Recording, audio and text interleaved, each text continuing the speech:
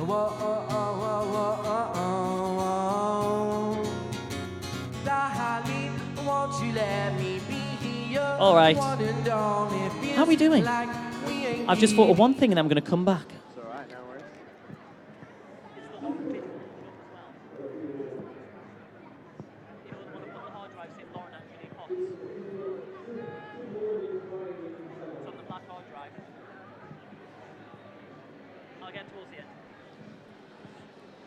Hello, MCM? Let's try that again. Hello, MCM? There we go. We're starting to get it. Ladies and gentlemen, we have the awesome Andrew Lee Potts on stage.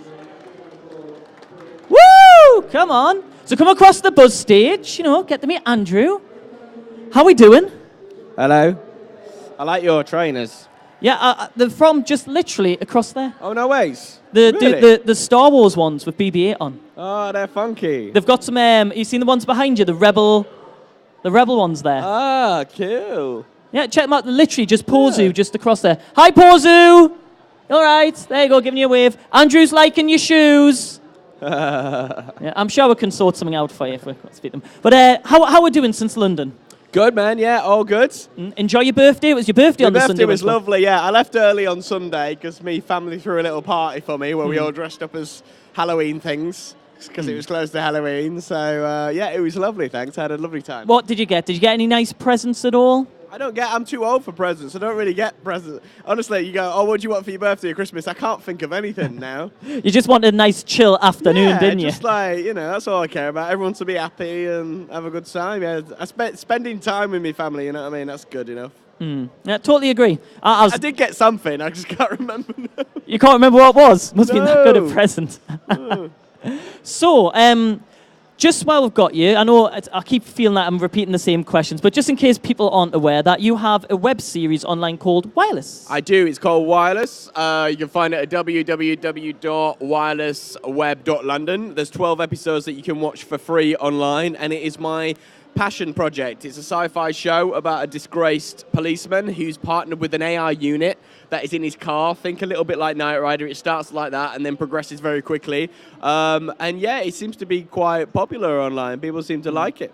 Yeah, now you do a lot of the work yourself as well. So rather than me seeing what they are, what sort of things do you have to do for Wireless? Well, I shoot it all on GoPros, the little cameras, which was convenient, and it adds to the kind of conspiratorial feel of the show.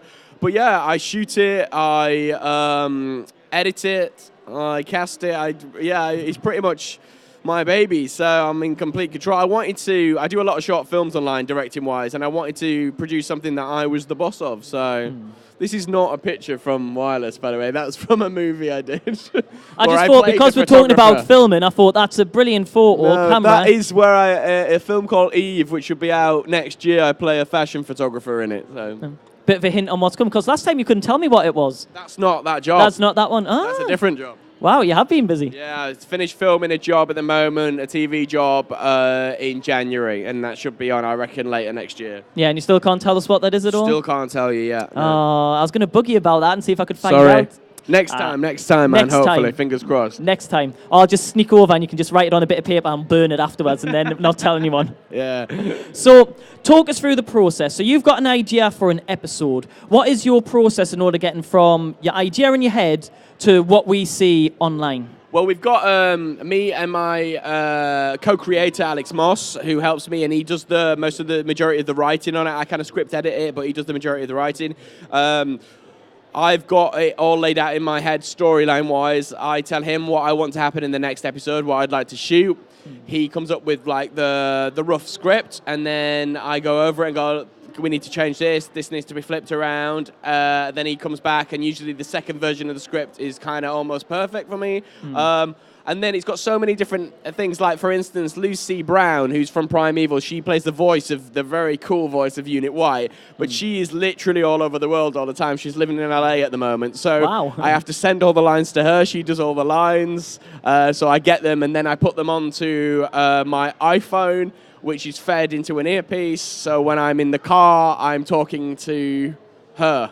if that makes any sense. Yeah. But it all has to be timed out really correctly, because obviously I know I've only got a certain amount of time to say my lines in, and yeah, that's how it's done, really. So. Is that really time consuming? Just being out by a second, then you've got to start the whole scene again? Because some of the Totally. shots you It's do so are actually really long. there was an episode where me and one of my best mates called Matthew Noble, who plays Pug. We kept getting the timing wrong all the time, and it was one of the hottest days in the year. But obviously, the wireless is set all on one day, so what we're wearing for the whole time. So whenever we're shooting it, and he's got a big puffer jacket on, I've got like a bulletproof vest and a leather jacket, and it's the hottest day of the year, and we're in a car with the windows up. So, and we just kept getting it wrong, so we were both like, oh my God. And it's not the biggest car in the world either, so it's you kind a of little compact. car, yeah, it's a 3-door car, so, yeah. So, do you want to try and do more kind of car stunts in the series at all? Like, you ever tried doing stunt driving? Have you not seen the last episode? I haven't seen the last one. I know what happens. That's a little bit of a silly question if you haven't seen the last one, that's all. I haven't seen the last one. I know someone spoilt the ending for me, and it kind of like, oh, well. So, yeah, well, the car is an issue now. So. Yeah, I know the ending of it. Yeah. But you were hinting that another car might be coming along? Yeah. So would you not fancy trying to do a Bond 2-wheel stunt? Oh, I'd love to do that, but I don't have the budget. So, but the car it's been a means to an end, really. It's how I always wanted Unit White to be able to travel wirelessly into anything. It was just useful to have this personal space to them where they could have chats and, their funny little interactions and stuff. But I like it when it's on Ghost and it's in my ear and stuff like that as well. So, I mean, the car obviously has been a big player. But yeah, it's less about the car now or cars, and more about the story where it's heading, because it's coming to a head soon. So. Well, it's kind of changed with all the technology, and obviously the technology within your character as well. Now, last time we spoke, I thought it was really impressive the fact that you were saying you've self-taught yourself a lot of the skills, the effects, and everything like that. Yeah. If there's any sort of budding filmmakers out there, what advice would you give them on how to get started? Oh, just do it. Do it. I say this all the time. I've made so many mistakes making the short films over the years that I've done, also in wireless. Yeah, if you want to make short films, there's absolutely no excuse. You've got a platform with things like Vimeo and YouTube just to put it out there for free, which is what I do. That's how you learn. And you can film it on your iPhone if you want to with a basic editing tool. So, yeah, I mean, I've cut on Final Cut Pro, but I didn't know what I was doing. I still don't know many functions of it, but I do my best. So, yeah, I'm like a jack of all trades, master of none, and I've just noticed I've got pink socks on, which I didn't know. But do the match? Do your socks match? That's the thing. That's all right then. As long as the match, you can get away with it. That's cool, innit? That's all right, I guess. I think that might be my wife's socks. Well, whatever's comfy. I went Star Wars once today. I've went C-3PO Star Wars style. out, yeah, man. Yeah, I can't help myself. Let's talk a bit about Primeval, because I know a lot of people love Primeval as well, and I certainly did. Yeah, did we get a little cheer there? You like Primeval there? From Negan, which is a bit concerning. Yeah, we love Primeval. If Primeval were to come back now, do you think that we would have had like more dinosaurs within it? Because obviously technology's changed. It's the CGI is easier to do. How do you think Primeval would have looked if it came out now compared to when it did? Primeval's one of those shows that the CGI was, on the whole part, so good and so developed for its time that it still stands up now. It does the CGI. What I would say is that they've probably, over the years since, they've probably found out ways, cheaper ways to produce the same sort of quality stuff, and quicker maybe. So yeah, so I think they probably could bring the cost down but keep the production value up of Primeval. So that would be quite interesting. So yeah, maybe more CG creatures. It was always this balancing act of how much we had in a show, because obviously that would cost quite a lot of money. So yeah. So how tough was it? Talking about those lots of special effects, and like I said, it was very cutting edge back when Primeval was on. Did you have to do a lot of those whole staring at a tennis ball hanging from a bit of a string, or? Yeah. Well, just on a stick, really. We had to do that from the day one, really. That's like the most common thing that I get asked all the time. But I mean, I found it relatively easy. It's like being a kid and, making up stuff as I used to do as a kid. So my imagination's quite big. So I found that, it was easier working with the CGI dinosaurs than it was some of the actors sometimes, because they didn't answer back. So. So out of all of those CGI dinosaurs, which was your favourite to act with? If we're saying the humans were worse. Well, it wasn't a dinosaur. It was a future predator, which was my favourite. So, yeah, that was my favourite creature in the show. And then along with Rex, obviously. Rex was a cool little the buddy. future predators, I thought, were actually a The turning future point for the show. predators. Future. I'm trying to hide the It Geordie loses so its scariness much. when you say it in that accent. The future predators. The future predators are coming. Hello there. I've decided to change my accent now. The future predators. I think was a big turning point for Primeval. Like Yeah, it that was, yeah. season. I think it was the season you kind of hinted at in one. I think it's the second It last was the episode. Then the finale. It was kind the of went back. finale in the first series. I Yeah. mean, we didn't know it was coming either. We thought we were just strictly the past. Hmm. And that when that came through, it opened up the whole floodgates to what we could do in Primeval. And then I didn't know the future predators would be such a big deal within the show, but they came back and they came back and they came back. You know, they were like I guess, for the equivalent of the Dalek in Doctor Who. You know, they became our Dalek, but they could move a hell of a lot quicker. I did love the fact that the writers obviously knew because they had the hint at the very first few episodes where Cutter found the things in the sand, and then the final episode he actually found the bodies. Yeah, you're right. Yeah. So they Forgot actually about knew before you did, it seems. that. Yeah. But I love the fact that all of a sudden it wasn't just about the past, it was also linking in the future and how it went back and forth. Or a future. Because obviously everything that we did could alter that, and that's when it got, I guess, really interesting. Because it turned out and confusing. Because you've made the Predators in a sense. In Because a of the way, technology, I guess it was so, yeah. But we never quite managed to get to the explanation of what happened to the Earth to get to that stage when we got to the future, when it had all, you know, everyone was living underground and the gases above ground were too. I mean, that's probably, you know, global warming and stuff. Realistically, what we were hinting at, and the future predators were the only sort of creature that kind of survived. So Now, the final episode kind of left us on a massive cliffhanger. Yeah. With kind of like, I want to say it's like a mirror version of him when he's like kind of stood there talking to him. And where would you like to have seen Primeval go from that point onwards? well, I don't know if anybody noticed, but the last thing that Lester says to us is that a train has disappeared at King's Cross Station. And vanished into thin air. I don't know, hardly anybody clocked that. So to us, it was just like, we're going to Harry Potter. So, but as for with Matt's character from the future and stuff, I guess, I mean, the character says to him, you have to go back. But back to where? You know what I mean? So I was just as confused as anybody else. And also because I didn't see the producers or the writer after that because we didn't carry on. Yeah. And I've not seen them since, so I've not really had a chance to pick their brains about where it was going. Obviously, they had a plan, but I don't know what that plan was. I suppose that's the tough part for you because you probably want to know just as much as everybody else where I do, your but I got character- used to with Primeval learning as we went along, you know what I mean? It was always a surprise when we got the scripts. Like, for instance, I didn't know that Cutter was going to be, spoiler alert, I didn't know that Cutter was going to be shot until I read the script. And I was like, oh, what? I was as shocked as anybody else. The one thing that I loved how you did that was it wasn't, they usually have the big deaths in the finale at the end of the season. This was like episode 3 in the second season. Yeah. And you're just like... It was totally like shocked people, yeah. Just like, And how what I could love it go about on? the way we did it, which was obviously that people was like, well, the show's over then. How are they going to carry on? But then the episode after that was probably one of our strongest ever episodes of Primeval, which was the Giganotosaurus and you know, with Danny in the helicopter. And when I closed the anomaly for the very first, that so much happened. They did it well. They planned it out well. And suddenly everyone was like, oh, the show can survive and carry on without that. Well, they very sneakily put Danny in at the start of the season. Because they kind of knew what was leading- going to happen, yeah. So that's why they introduced him then. But yeah. I just love that the show wasn't scared to do something that would shock. No, I mean, I think we proved that at the end of season 2 when we killed off Stephen. You know what I mean? Obviously, that was one of our original team, and he was gone. But And it's then kind of like his redemption story as it well. was a like- little bit, yeah, because obviously he'd had an affair with the Cutter's wife. Yeah, you're very, very right. But then once Cutter went, anyone was free game. You know what I mean? It was literally like, do I survive? Do I survive? Well, your character ended up in the past as well. You never knew if you would come back or you'd be in the first episode and then the T-Rex just goes,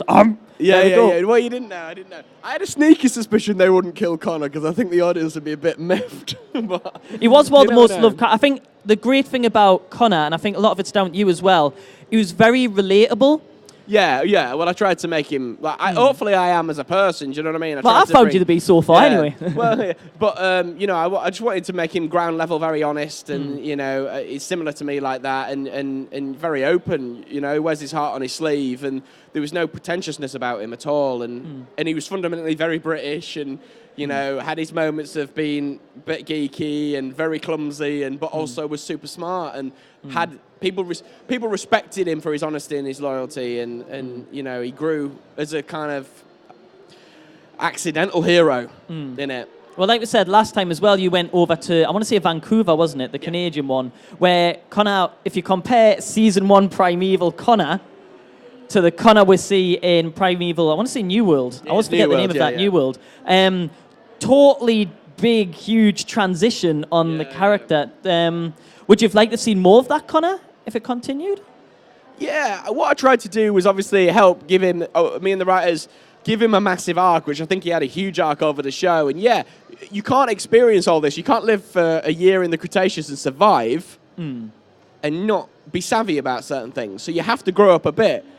But I do it in New World as well in the last episode. I always bring it down to that childish level. Yeah. So no matter what he's doing, he knows loads of stuff. He knows what he's talking about. He's really brave, but he still can't help himself but make a silly joke. Because he's a kid. He's a big kid, you know what I mean? And he also loves what he does. That's the thing. So, well, it seems like you love what you're doing as well, especially sometimes. See at the Comic-Cons and everything like that, and like everyone's coming across and you're always happy and friendly. Yeah, Isn't it you great know, I seeing love the meeting fans? people. I love talking to everybody, and I think it's there's not enough of it on TV. You know, I meet so many people at these cons that say, you know, you were part of my childhood, a massive part of my childhood, or you were my first crush, or you were my idol. You know what I mean? It's a beautiful thing to hear for an actor to kind of go, I had an impact. You know, I wanted to become an actor to matter in some sort of way, and I had an impact on these people's lives, and it was a positive one, and that's lovely, and they get to meet me, and I get to meet them, so it's kind of... Well, I said this before, I mentioned my daughter, like, when she was a toddler, she kind of came in. I don't know if we've got the video set up at all, but she's always give you a little bit of a nickname. Oh, yeah. And she calls you the Dinosaur Man. All right, okay. But she recorded a video. I don't know if we've got the sound there. I don't know if you can hear it. But...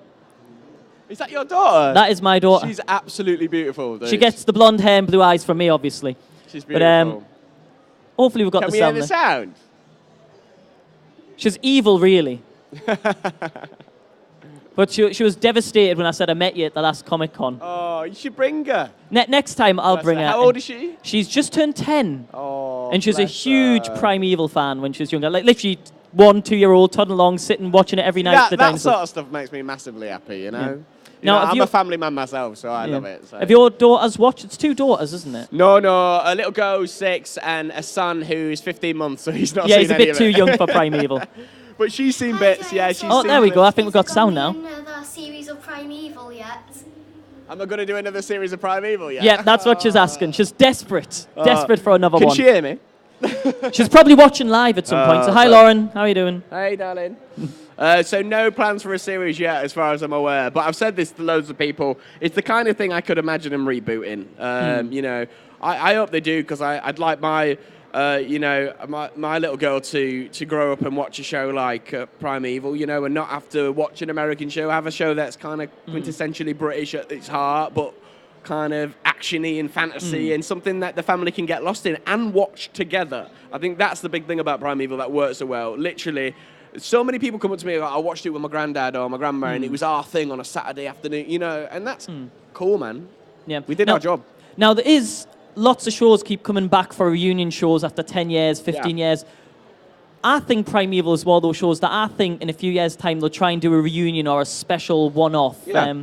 I think it'd be worth it. And do you think you'd have a Connor who's a bit more kind of rough? It's been hard for him on the years. I don't know. If they did it, they'd have to think very carefully about how to... I don't think it'd continue from where we left off. No. I think we'd jump time, like we did a little bit before, which I think would be the right thing to do.